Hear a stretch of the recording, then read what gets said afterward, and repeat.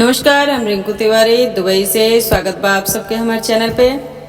आज आप सबके एगो दुल्हा नहवाउन गीत सुनाओ तनी। आशा बा कि आप सबके गीत पसंद आई और पसंद आवे तो लाइक और कमेंट जरूर करें लोगिन। और अगर चैनल के सब्सक्राइब नहीं कैले तो कृपया आप सब चैनल के सब्सक्राइब करें कि जब भी हम गाना अपलोड करें तो सबसे पहले नोटिफिकेशन आप सबके मिले और यही तरह से अपन प्यार और आशीर्वाद बनोले रखी।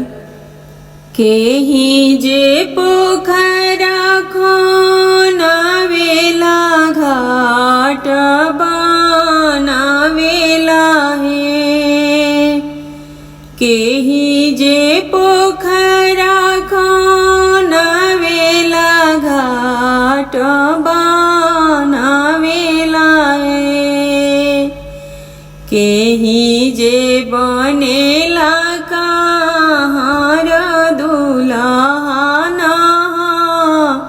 वावेला है। केही जे बनेला कहार दुल्हा वावेला है।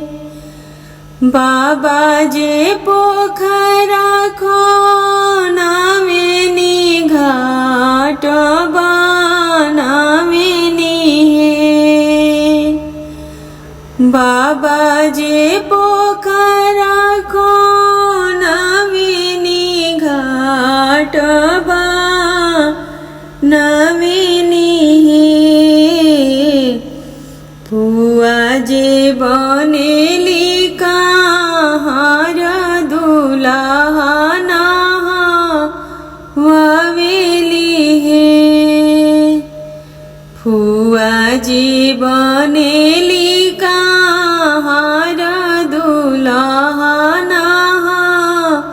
वावेली है।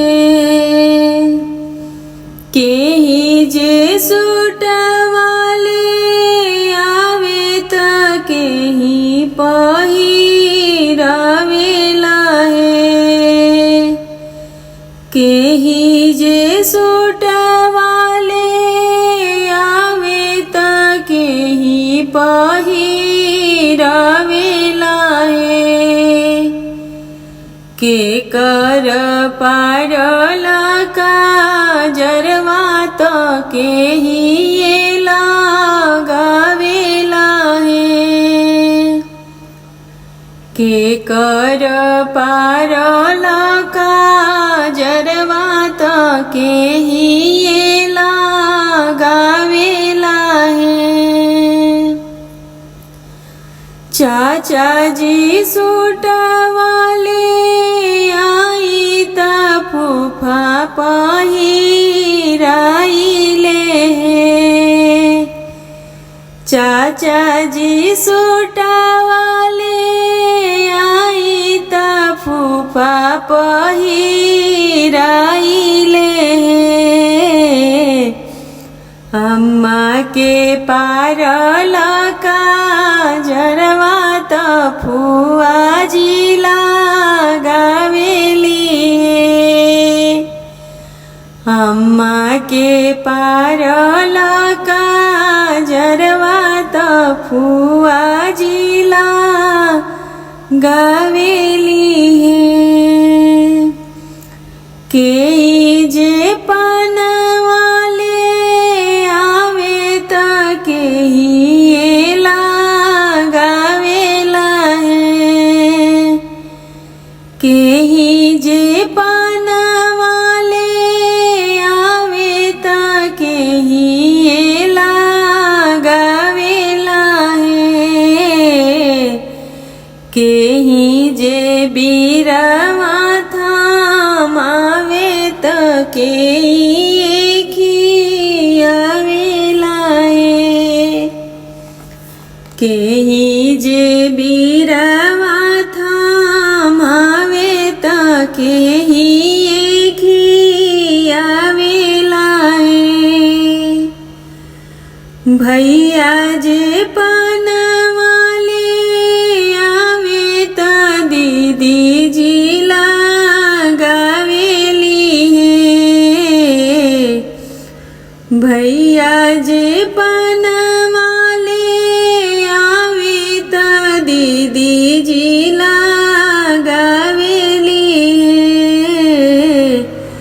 भाभी जे बीरावा थामावे त जीजाजी खियावेनी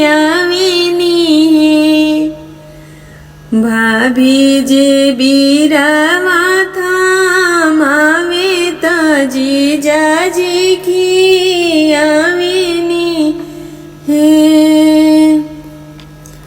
केही जे पोखरा खनावाला घाट बनावाला हे केही जे पोखरा खनावेला घाट बनावेला हे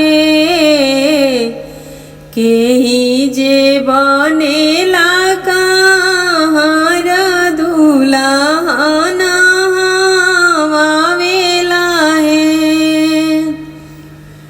केही जे बनेला कहार दुल्हन हवावेला हे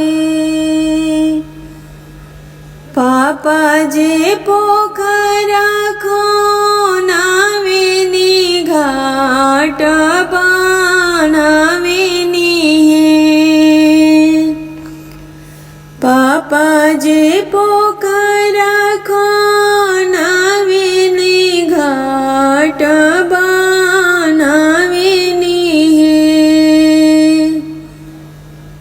फुआ जे बनेली कहार दुल्हन हवावेली हे